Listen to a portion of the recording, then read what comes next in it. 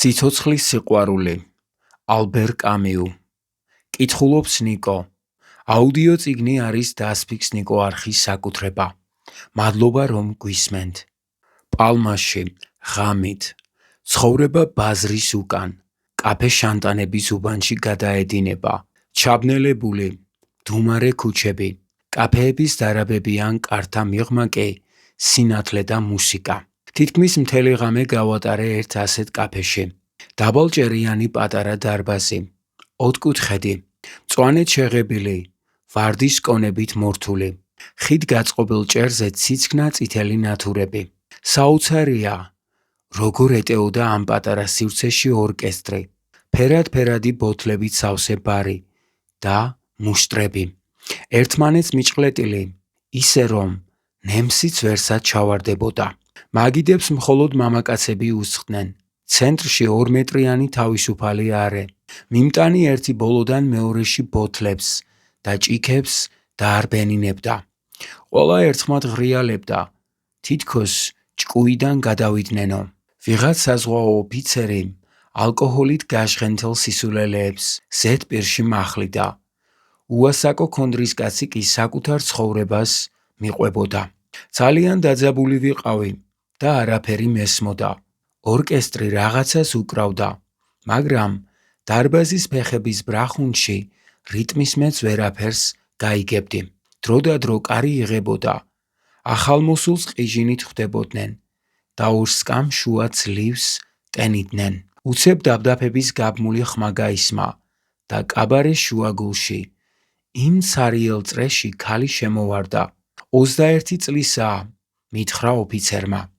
გაუცებისგან ლამის პირი დავაღე. ხორცის უზარმაზარ სვინს ყმაწვილი ქალის თავი ადგა. ზონძროხა 1.80 სანტიმეტრის სიმაღლისა. 120 კილოს მაინც იწონიდა. ხელები თეძოებზე შემოიწყო. ნაქსოვი ბადურა კაბის ძაფებს შორის ხორცი ამოიბურცა. ქალი იცინოდა, ჩანდა, როგორ ეკეცებოდა კანი. ტუჩის კუთხეებიდან ლამის ყურებამდე. დარბაზი აღტყინებას ვერ იოკებდა. აშკარა იყო, რომ ახალგაზრდა ქალს კარგად იცნობდნენ, უყვარდათ და ყოველ საღამოს მის გამოჩენას მოუთმენლად ელოდნენ. ქალი კი ღიმილს არ იშორებდა. ირგვლივ შემოჯარულ მუშტრებს თვალი მოავლო ისევ მდუმარემ და მომღიმარმა და მუცელი აათამაშა. დარბაზმა იხულა. მერე კი ნაცნობი სიმღერა მოითხოვა. თუ არ ვწდები, ანდალუზური უნდა ყოფილიყო. ცხვირში რომღერიან ისეთი. ყოველ მესამე ტაქტს დოლის მოგუდული ექო ერთვოდა. ქალი მღეროდა და დოლის ბრახუნს ნებიან მოძრაობას აყოლებდა. ცეკვა სექსუალური აქტის ზუსტი იმიტაცია იყო. მონოტონურ მოძრაობაზე მთელს სხეულს თეძოებიდან მხრებამდე ავხორცულით რთოლვა ტალღებად უვლიდა. მაყურებლებმა ენა ჩაიგდეს. მისამღერის დრო რომ დადგა, ერთ ადგილზე ციბრუტივით მოტრიალი ქალიშვილი ხელებით ძუძუებს წაეტანა. წითელი, სველი ხახა დააღო. დარბაზს ამყევითო ანიშნა და ყველა ერთი კაცივით ფეხზე წამოაგდო. თვითონ კი დარბაზის შუაგულში იდგა, გახევებული, ოფლში გაღრული და თმებ გაწეწილი. კაბაში გამოჭედილი ვეებერთელა სხეულით. წყლიდან შობილი არა ამ ქოყნიური ქალღმერთის მსგავსად. ვიწრო შუბლით, ბრიყული იერით, ჩაცვენილი თვალებით და ნარბენი დოღის ცხენივით მხოლოდ მუხლები უკანკალებდა. ნებით სავსე მხიარულების შუაგულში იდგა, ვითარც სიცოცხლის უხამსი და სურვილის ამოძვრელი ხატი.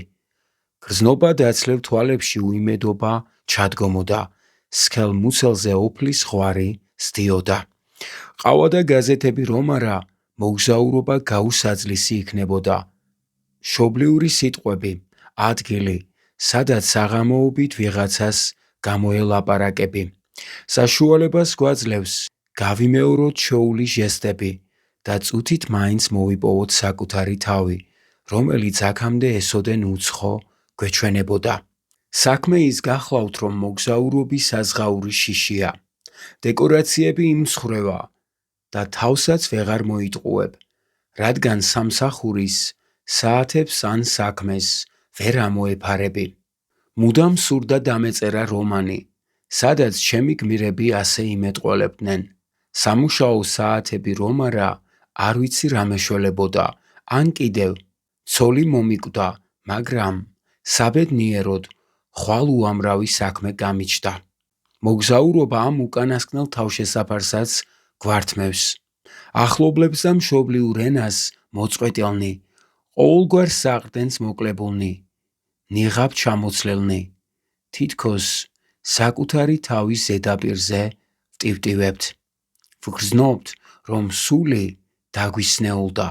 შეიძლება ამიტომაცაა, რომ ყოველი ახალი საგანი თუ არსება სასწაულად გვეჩვენება. ქალი, რომელიც უაზროდ იმანჭება. მაგიდაზე შემოდგმული ღვინის ბოთლი გამჭვირვალე ფარდის უკან. ყოველი ხატის სიმბოლო ხდება. გვეჩვენება, რომ თითოეულში მთელი სისავსით ირეკლება ცხოვრება და ჩვენი საკუთარი სწორედ ამ ერთ წამში მთელი სიგრძე სიგანით წარმოგვიჩნდება. რაღაც საჩუქრის მოლოდინში ვართ და არც კი ვიცი, რა რი გავხსნა ის წინააღმდეგობრივი თრობა, რომელსაც ესოდენ ხარბად ვესწრაფვით. ხმელთაშუა ზღვის ქვეყნების გარდა, სხვაგან არსად მიგრძნია საკუთარ თავთან ესოდენი სიახლოვე და ესოდენი სიშორე. ეტყობა პალმას კაფესთან დაკავშირებული განცდებიც აქედან იღებს სათავეს, მაგრამ შუა დღისაც ქალაქის ტაძრის უკაცრიელ უბანში, სადაც ძველ სასახლეებს გრილი ეზოები აკრავს, ხოლო ქუჩებს ჩრდილის სურნელი ასდის, რაღაცნაირი სიზანტის განცდა მეძალება. ქუჩებში კაციშვილი არ ჭაჭანებს, ბანებზე ბებრუხანები მოკალათებულან, სახლებს მივუყვები, მწვანე ხეებითა და მრგვალი, ნაცრისფერი შვეტებით შემორაგულ ეზოებთან სვლას ვანელებ. ვგრძნობ, როგორ ვითქვიფები მდუმარების სურნელში. შორდები საკუთარ საზღვრებს და მხოლოდ ჩემი ნაბიჯების ხმად ვიქცევი. ან ჩიტის ფრენად, რომლის ჭრილმა ესესაა მზით განათებულ მაღალ კედლებს გადაუქროლა. ვინ იცის, რამდენი საათი გამიტარებია წმინდა ფრანცისკის პატარა გოთურ მონასტერში.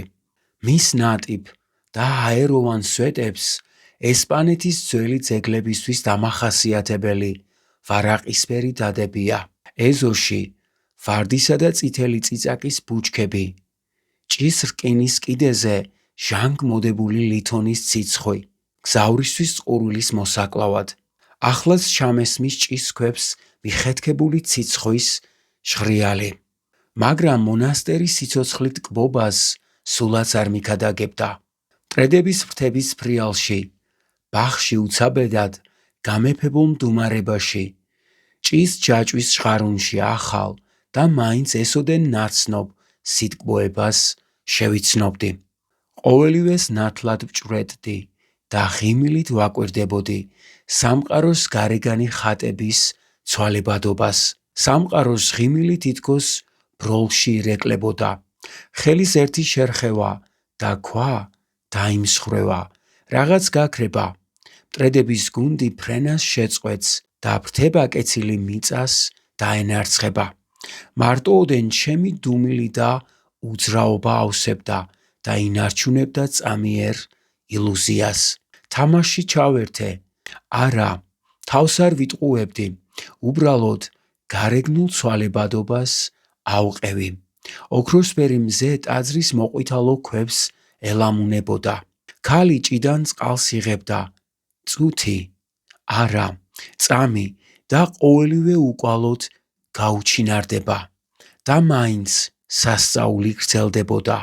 სამყარო არსებობას აგზელებდა მორცხვი, ირონიული, სათნო. წონასწორობაც არ ირღვეოდა, თუმცკი მოახლოებული, უცილობელი დასასრულის შიშით იყო შეფერილი. სწორედ აქ შევიგრძენი სიცოცხლის სიყვარული. ენით უთქმელი სწრაფვა წარმავალისკენ, იმისკენ, რაც სადაცაა ხელიდან გამისხლდება. გზნება, რომელსაც სიმწარის გემოახლავს. ყოველ ცისმარე დღეს, როდესაც მონასტერს ვტოვებდი, გული უკან მეწეოდა, თითქოს საკუთარ თავს მომგლიჯეს და წამით ცხოვრების მდინარებაში ჩამძირეს. კარგად ვიცი, რატომაც ვიხსენებდი ამ წუთას დორიული აპოლონის მზერა დაცლელ თვალებს ან ჯოტოს გახევებულ ფიგურებს. აშკარად ვხედავდი, თუ რას შემძენდა მსგავს მხარეში მოგზაურობა. აღტაცებას მგვრის შეგრძნება იმისა, რომ ხმელთაშუა ზღვის ქვეყნებში შეიძლება მოიხელთო ცხოვრების წესი და გარდაუვალი კანონზომიერებანი, დაიოკო ცნობის წადილი, გაამართლო ოპტიმიზმი და მოქალაქეობრივი ვალი. ერთი სიტყვით მე ადამიანურ ქარგზე გამოჭრილი სამყარო კი არ მიზიდავდა, არამედ ისეთი, რომელიც თვით დადის ადამიანურ განზომილებამდე. თუკი ამ ქვეყნის ენა ჩემი არსების სიღრმეში დაბუდებულ ხმას ეთანხმებოდა. ეს იმიტომ არა, რომ იგი ეპასუხებოდა ჩემს კითხვებს, არამედ იმიტომ, რომ იგი მათ ამაოებას მიმტკიცებდა.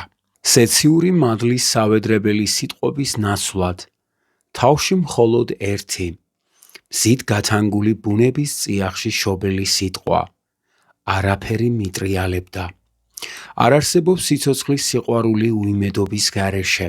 იბიცაში ყოველდღე დავდიოდი, ნავსადგურის კაფეებში, საღამოს 5 საათზე, ახალგაზრდების სანაპიროზე გამოეფინებოდნენ. აქ ეყრებოდა საფუძველი მომავალ ქორწინებებს. აქ იგრძნობოდა სიცოცხლის ძალუმი ფეთქვა. არაფერი იყო დაფარული, ადამიანის ცხოვრება სამყაროს ეხსნებოდა და იყო ამაში რაღაც მოუხელთებლად დიადი და ღირსეული.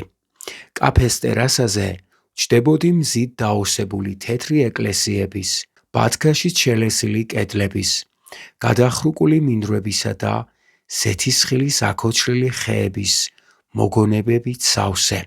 ნუშის მომჟავო წვენს ვსვამდი.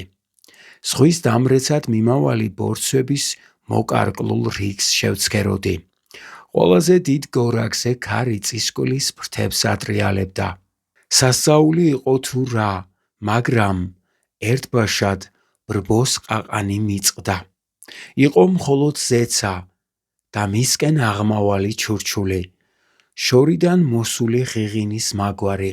წუხრის ეს წუთი რაღაც წარმავალის და მელანქოლიური სეობის ჟამი იყო და არა მხოლოდ ჩემთვის, არამედ ყველასთვის აშკარა და საცნაური. ყელში მოწოლილი ქვითინივით მომეძალა სიყვარულის სურვილი. ამიერიდან ძილის ყოველი წამი სიცოცხლისთვის, ესე იგი უსაგნო წადილისთვის მოპარული იქნება. ისევე როგორც პალმას კაბერასა და წმინდა ფრანცისკის მონასტერში. ახლაც უძრავი, შინაგანად დაძაბული ვიყავი და ვერ ვუძალიანდებოდი იმ უკიდეგანო სწრაფვას, რომელიც მიბიძგებდა ორთავე ხელით ჩავჭიდებოდი სიცოცხლეს. ვიცი, რომ ვცდები და რომ საკუთარი თავის უშურველად გაცემასაც აქვს საზღვარი. თუ კი რაიმე შექმნას აპირებ, ეს სიცხადეც უნდა გახსოვდეს. სიყვარული კი საზღვარს არ ცნობს. დაე, ეჩვენოს ვინმეს ჩემი ხვევნა ულაზათო. ოღუნდაც კი შევძლო მთელი სამყარო მივიკრა მკერდს. გენუაში, სისხამ დილით, ქალების ღიმილით ვტკბებოდი. მათ ვეღაროდეს ვიხილავ. ამ ქვეყნად დაკარგვაზე ადვილი არაფერია. ამას კი ვამბობ, მაგრამ სიტყვები ჩემს მონატრებას ვერას ვუშველი. წმინდა ფრანცისკის მონასტრის ჭაში ვიხედები. მტრედების ფრენას ვადევნებ თვალს და წყურვილი მავიწყდება. მაგრამ გამოხდება ხანი და ისევ მომწყურდება. წიგნის დასასრული. მადლობა რომ გვისმენთ. მომავალ შეხვედრამდე.